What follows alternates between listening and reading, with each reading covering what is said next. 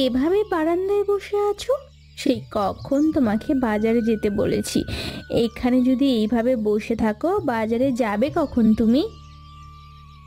তোমার জন্য দুদণ্ড কোথাও বসেও আমি শান্তি পাই না। যেখানেই যাই তুমি এসে আমাকে জ্বালাতন করো। তোমার জ্বালায় জ্বালায় আমি মরেই গেলাম। সংসারে কোনো সুখ শান্তি কিছুই নেই আমার। কেন যে বিয়ে করলাম কে জানে, বিয়ে না করলেই ভালো হতো। কাজের কথা বললেই তো তোমার মাথায় আকাশ ভেঙে পড়ে। এইমাত্র বললাম বাজারে গিয়ে একটু বাজার সদার করে নিয়ে এসো, অমনি তোমার মাথায় বাজ পড়লো। কাজের কথা না বললে তোমার তো ভালোই লাগে, কাজের কথা তো তুমি মোটেও শুনতে পারো না। বিয়ে করবার পর কাজ করতে করতে আমার জীবন শেষ হয়ে যাচ্ছে, তবুও তোমার কাজ হচ্ছে না।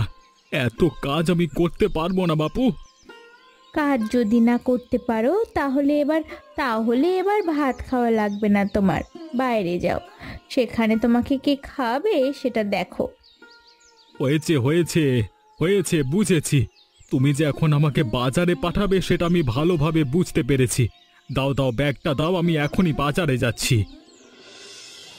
কি গো রতনদা, তোমাদের দোকানদারদের হাবভাব তো তেমন একটা ভালো দেখছি না।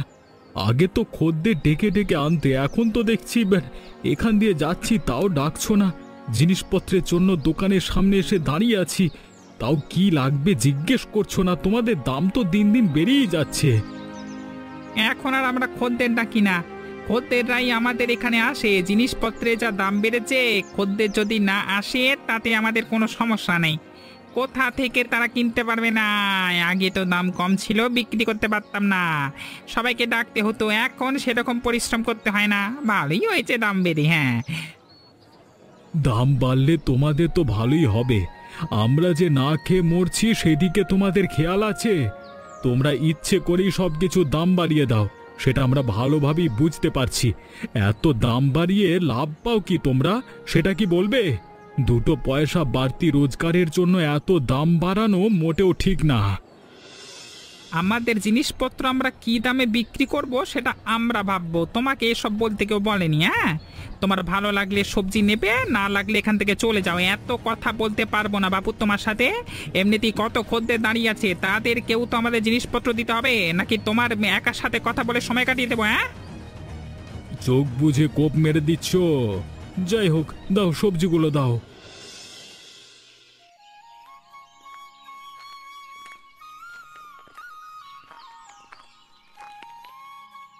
এই নাও তোমার চা। সারাদিন তো বসে বসে চাই খাও, আর তো কোনো কাজ করো না। যদি আর একটু ভালোভাবে কাজ করতে তাহলে আমাদের আরো কিছু পয়সা আসতো। রাজার গোলাম ফুরিয়ে যায় বসে বসে খেলে। এসব কি কথা বলছো তুমি গিন্নি? আমাদের এত টাকা পয়সার অভাব তো নেই, তারপরে তুমি টাকা পয়সা করছো। আর কত টাকা পয়সা চাই তোমার আমার কাছে বলো। আমি কি আমার জন্য টাকা পয়সার কথা বলি নাকি? তোমার ছেলে শহরে পড়ে, কত খরচা আছে সে হিসাব আছে তোমার? দিন দিন জিনিসপত্রের দাম বেড়ে যাচ্ছে, শহরে ছেলের খরচাও বেড়ে যাচ্ছে। সব কিছু নিয়ে আমাদের চলতে হবে তো নাকি? সব কিছু নিয়ে আমাদের খরচা বাড়ছে, সেই দিকে তো তোমার কোনো নজর নেই। যদি সব কিছুর দিকে একটু ভালো করে নজর থাকতো তাহলে তুমি নিজেও বুঝতে পারতে, এভাবে বসে বসে খেতে না। গ্রামের সবাই যেখানে আমাকে ভয় পায় সেখানে তুমি এমন সব কথা বলছো আমাকে, যেসব আমি শুনতে পারি না। তুমি যদি আমার বউ না হতে তাহলে তোমাকেও গ্রামের সবার মতো শাস্তি দিতাম। আমাকে না বলে বসে বসে খাওয়ার জন্য কথা। তুমি যদি গ্রামের মোড়ল, তোমার তো অনেক ক্ষমতা, তুমি চাইলেই গ্রামের খাজনা আরো কিছুটা বাড়ি দিতে পারো, তাহলে তোমারও বাড়তি রোজগার হবে। আমিও তোমাকে আর কথা শোনাবো না। এমনি তো খাজনা অনেক বাড়িয়ে দিয়েছি, আরো বাড়াবো? হ্যাঁ, আরো বাড়িয়ে দাও, তোমার সমস্যা কি? গ্রামের লোকেরা দেবে। আচ্ছা ঠিক আছে, দেখি কি করা যায়। হঠাৎ করে আমাদের সবাইকে ডাকলেন কেন? নিশ্চয়ই কোনো গুরুত্বপূর্ণ কথা বলবেন, তাই না বাবু? কেন রে, গুরুত্বপূর্ণ কথা ছাড়া তোদেরকে ডাকা যাবে না নাকি? আমার গ্রামে দোকান দিচ্ছিস, আমার বাজার, আবার আমি তোদের ডেকেছি সেটাও কৈফিয়ত দিতে হবে নাকি তোর কাছে? হ্যাঁ, আপনি এমনভাবে বলছেন কেন? আমি তো এমনভাবে বলিনি। আমি বলেছি নিশ্চয়ই গুরুত্বপূর্ণ খবর আছে সেই জন্য ডেকেছেন। ভুল হলে আমাকে ক্ষমা করবেন বাবু। কি বলতে চাচ্ছেন বলুন, আমি ক্ষমা প্রার্থী। যাই হোক, আমার সাথে বুঝে শুনে কথা বলবে এরপর থেকে। হ্যাঁ, বলে যেন না দিতে হয়। আচ্ছা ঠিক আছে বাবু, আর বলে দিতে হবে না। ভুল হয়েছে বললাম তো। এখন একটু আপনি কি বলতে চাচ্ছেন বলুন। আমার গ্রামে ব্যবসা করতে হলে খাজনা আরো বেড়ে যাবে। এরপর থেকে এখন যে খাজনা তাও দ্বিগুণ করে দেব, নাহলে এ বাজারে কেউ দোকান দিতে পারবে না বলে দিলাম। এ কথার বাইরে কোনো কিছুই হবে না। আমি যেটা বলেছি এটাই শেষ কথা। এখন এমনিতেও আমরা অনেক বেশি খাজনা দিই, তারপর যদি দ্বিগুণ করে দেন তাহলে তো আমরা একদম পথে বসতে শুরু করব। কে কোথায় বসবে সেটা আমি জানি না। যদি ব্যবসা করতে চাও খাজনা দ্বিগুণ। যদি তোমার সমস্যা হয় ব্যবসা করো না, অন্য কিছু করো যাও। আর হ্যাঁ, গ্রামের আর যত লোক আছে সবাইকে বলে দেবে জমির খাজনাও বাড়িয়ে দিয়েছি সবার। আর কোনো কথা শুনতে চাই না, আমি গেলাম।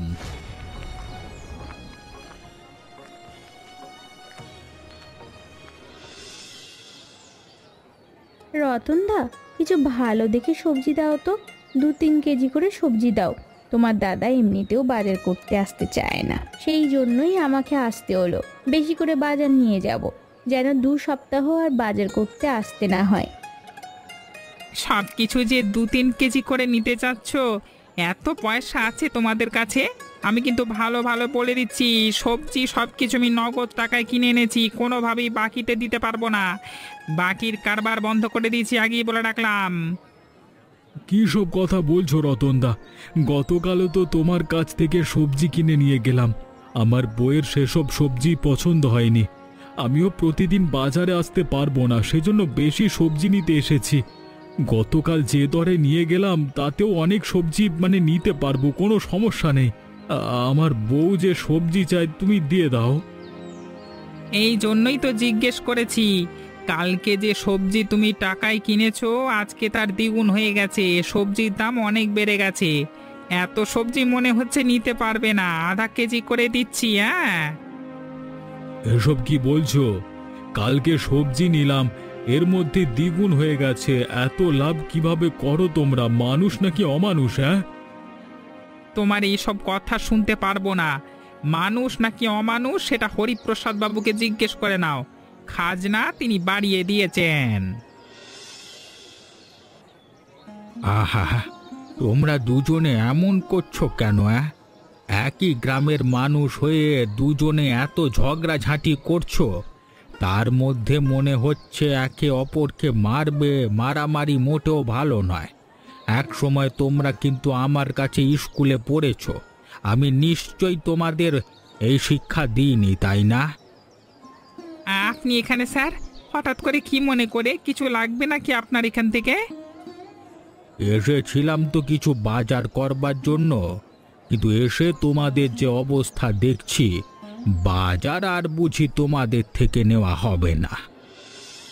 আমার কোনো দোষ নেই স্যার। রতন দিন দিন সবজির দাম বাড়িয়ে দেয়। এভাবে চলতে থাকলে কিভাবে সবজি কিনে খাবো বলুন তো? কি রে রতন, বেশি চাচ্ছিস কেন? দ্বিগুণ চাচ্ছিস কি হিসেবে? আমার কিছুই করবার নেই। গতকাল হরিপ্রসাদ বাবু এসেছিলেন, সব ব্যবসায়ীদের সাথে কথা বলেছেন, সবার খাজনা বাড়িয়ে দিয়েছেন, দোকানের ভাড়াও বাড়িয়েছেন। এত কিছু যদি দিন দিন বাড়ে, আমরা কিভাবে অল্প দামে সবজি বিক্রি করব বলুন তো? বাড়িয়েছে ভালো কথা, এক লাফে দ্বিগুণ করে ফেলেছে। সেক্ষেত্রে আমরাও সবজির দাম আমাদেরও সবজির দাম দ্বিগুণ করা ছাড়া কোনো উপায় নেই। লোকসান করে বেচবো নাকি? তাহলে তো রতনের কোনো দোষ নেই, দোষ হলো হরিপ্রসাদ বাবুর। তোমরা সবাই আমার সাথে চলো, হরিপ্রসাদ বাবুর বাড়িতে গিয়ে কথা বলবো এ ব্যাপারে। আচ্ছা ঠিক আছে, চলো সবাই হরিপ্রসাদ বাবুর বাড়িতে যাই, চলো। হরিপ্রসাদ বাবু বাড়িতে আছেন নাকি? আমি লক্ষ্মীনাথ, অবসরপ্রাপ্ত স্কুলের শিক্ষক লক্ষ্মীনাথ। আপনার সাথে একটু গুরুত্বপূর্ণ কথা আছে। যদি কিছু মনে না করেন একটু বেরিয়ে আসবেন। আরে স্যার, আপনি এখানে আমার বাড়িতে তা হঠাৎ কি মনে করে? আপনাকে তো নেমন্তন্ন করে পাওয়া যায় না, দেখছি নিজ থেকেই চলে এলেন, তাই না এসে আর কোনো উপায় রইল না। গ্রামের সবার খাজনা নাকি দ্বিগুণ করে দিয়েছেন, এটা কিন্তু ঠিক নয়। এমন হলে গ্রামের মানুষ না খেয়ে মরে যাবে। আপনি গ্রামের মোড়ল, অবশ্যই তো আপনার এসব ভাবা উচিত, তাই না? আরে স্যার, আপনি আমাকে তুমি করেও বলতে পারেন, সমস্যা নেই। আপনি করে বলতে হবে না। তবে আমি সব কিছু ভেবেই খাজনা দ্বিগুণ করেছি। আপনি যেহেতু এসেছেন, আমি সবটা ভেবে খাজনা হয়তো কমিয়ে দিচ্ছি। না না, কোনো খাজনা কমানো যাবে না, যেমনটা আছে তেমনটাই থাকবে। দিন দিন সব কিছুর দাম বাড়ে, কমে না। এভাবে খাজনা বাড়ালে আমরা সাধারণ মানুষ কিভাবে জীবনযাপন করব বলুন তো? এইসব তোমরা দেখো, আমাদের দেখার দরকার নেই। হরিপ্রসাদ, কি বলছে এসব তোমার বউ? যেহেতু আমার বউ একটা কথা বলে ফেলেছে, আমি আর কিছুই করতে পারবো না। সর্বোচ্চ এটুকু করলাম, কারো যদি ব্যবসা করতে ঋণ লাগে আমি ঋণ দেব। দেখলেন তো, ঋণ বলতে সুদ দেবে, আর সুদের টাকার দরকার নেই। আগে এখান থেকে চলুন। কি গো বাবা, কোথায় গিয়েছিলে তুমি? এই সকালে বাজার করবে বলে বের হলে। অন্য সব সময় তো তুমি এত দেরি করে বাড়ি আসো না, আজকে এত দেরি করে বাড়িতে আসলে কেন? এখন আমি কখন রান্না করব বলো তো?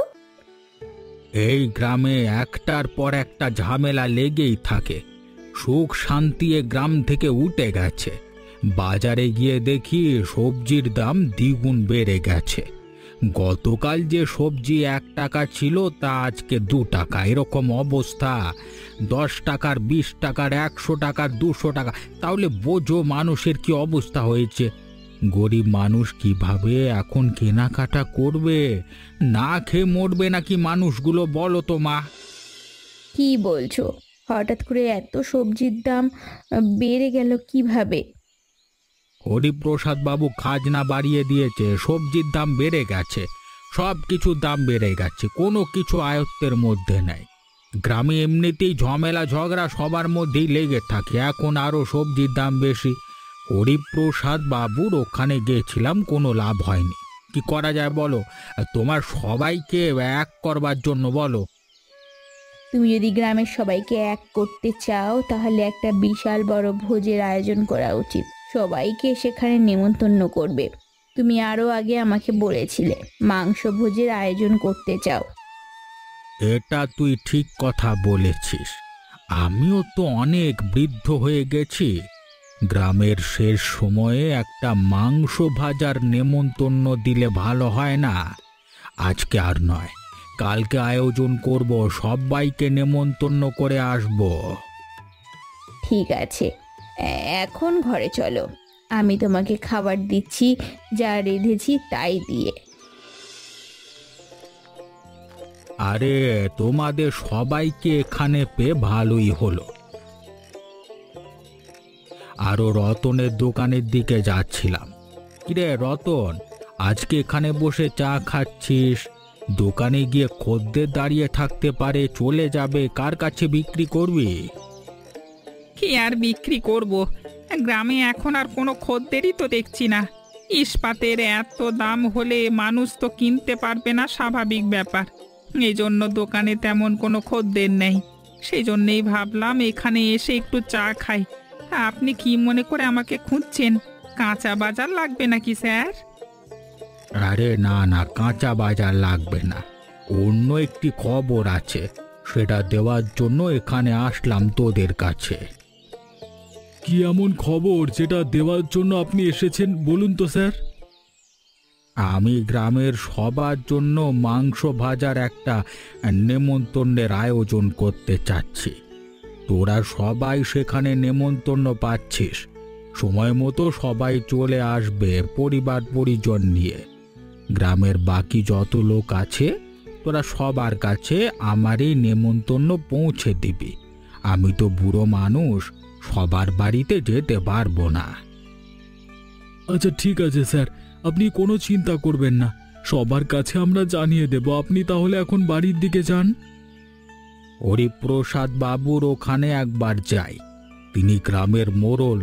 তোরা বললে তো আর কাজ হবে না, আমি নিজেই বলে আসি।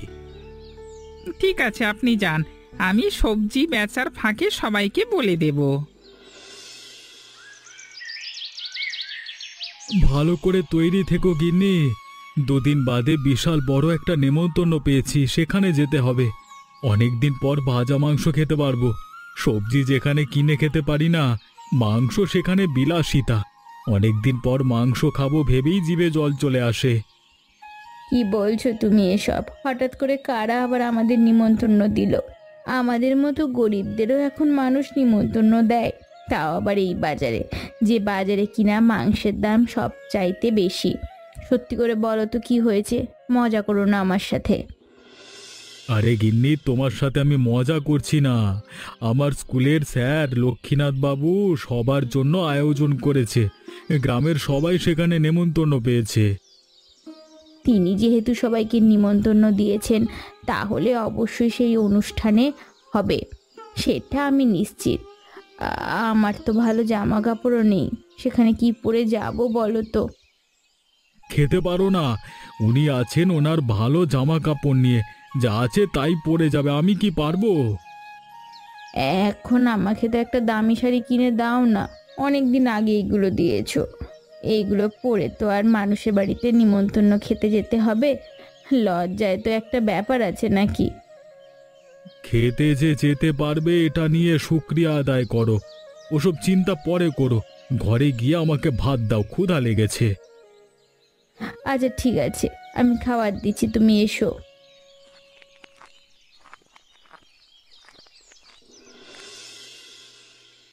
কি যে করব কিছুই তো বুঝতে পারছি না। লক্ষ্মীনাথ বাবু এসে নেমন্তন্ন করে গেল, আরো বলে গেল গ্রামের সবাইকেই নাকি নেমন্তন্ন করেছে। এখন যে কিভাবে কি করব সেটাই তো বুঝতে পারছি না। সেখানে যদি না যাই তাতেও লজ্জিত হব, গেলেও লজ্জিত হব। কি করব বলো তো গিন্নি, তুমি আমাকে একটা বুদ্ধি দাও তো। সেখানে অবশ্য আমাদের যাওয়া উচিত, যেহেতু তিনি গ্রামের গুরুজন, তিনি আমাদের নিমন্ত্রণ দিয়েছেন। আর যদি আমরা সেখানে না যাই, গ্রামের মানুষেরা অনেক ধরনের কথা বলবে, তাতে তোমার গ্রামের জনপ্রিয়তা অনেক কমে যাবে। তোমার সেখানে অবশ্যই যাওয়া উচিত। এই তো বুদ্ধিমতী বইয়ের মতো একটা কথা বলেছ, যে কথার দাম আছে। এরকম ভালো বুদ্ধি দিলে ভালোই লাগে। তুমি আছো বলে আমাকে সব কিছু নিয়ে চিন্তা করতে হয় না। ভালো ভালো বুদ্ধি পাই, উপদেশ পাই তোমার কাছ থেকে। হয়েছে হয়েছে, আমাকে নিয়ে আর প্রশংসা করতে হবে না। সব সময় তো আর আমার কথা তুমি শোনো না, মাঝে মাঝে আমি যেটা বলি সেটার বিরুদ্ধেও কথা বলো, তখন তো আর আমায় তোমাকে ভালো লাগে না। মাঝে মধ্যে ঠিক কথা বলবো, মাঝে মধ্যে ভুল কথা বলবো, এটাই তো সংসার। আমিও তো মাঝে মধ্যে এমনটা করি নাকি? আমি এমনটা করলেও তোমার চেয়ে কম করি। আরে হয়েছে হয়েছে, তোমার সাথে আমি কথা বলতে পারবো না বাবা। তাহলে আমার সাথে কথা বাড়িও না, তাহলেই তো হয়।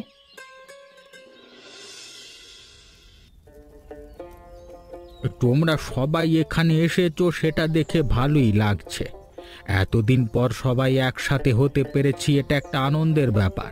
এখানে এখন কিন্তু কেউ কোনো ঝগড়াঝাঁটি করছে না, সবাই কাঁধে কাঁধ মিলিয়ে একে অপরের কাজে সহায়তা করছে।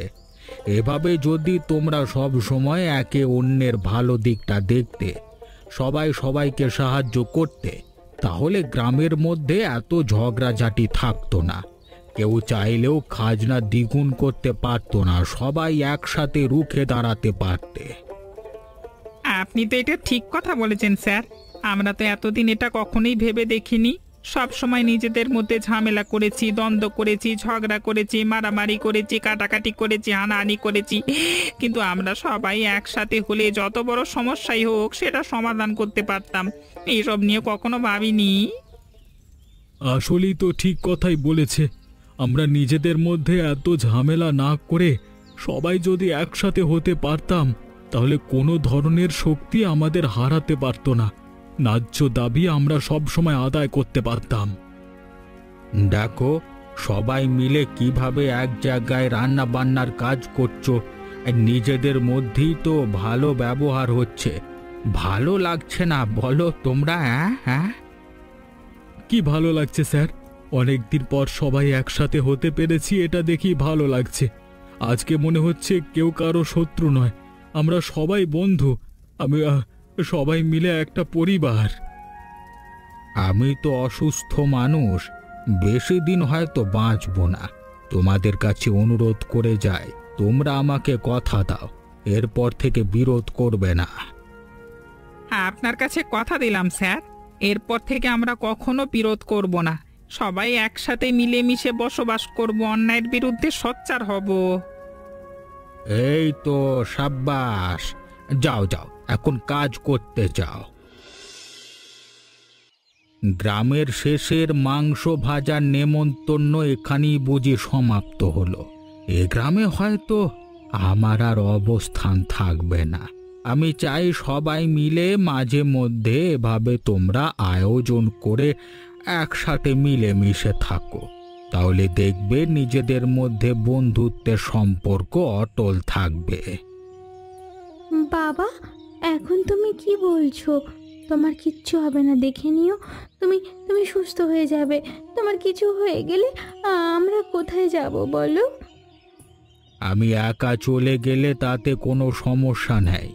গ্রামবাসী সবার কাছে তোকে রেখে যাব, সবাই তোকে আরো ভালোভাবে রাখবে মা। হরিপ্রসাদ, অনেক বড় মানুষ হয়েছ, গ্রামের সবার ভালো মন্দ বোঝবার চেষ্টা করো, নিজের স্বার্থ হাসিল করো না। এমনও হতে পারে যার জন্য এত কিছু করছো কারোর কোনো ক্ষতি হয়ে যেতে পারে। সেই জন্যই বলছি, গ্রামবাসী সবার সাথে থাকো, ভালো হও। আপনি যে সবাইকে একত্র করবার জন্য এমনটা করেছেন সেটা কখনো ভাবতে পারিনি। এখানে এসে সম্পূর্ণ চিন্তা চেতনা আমার পাল্টে গেছে।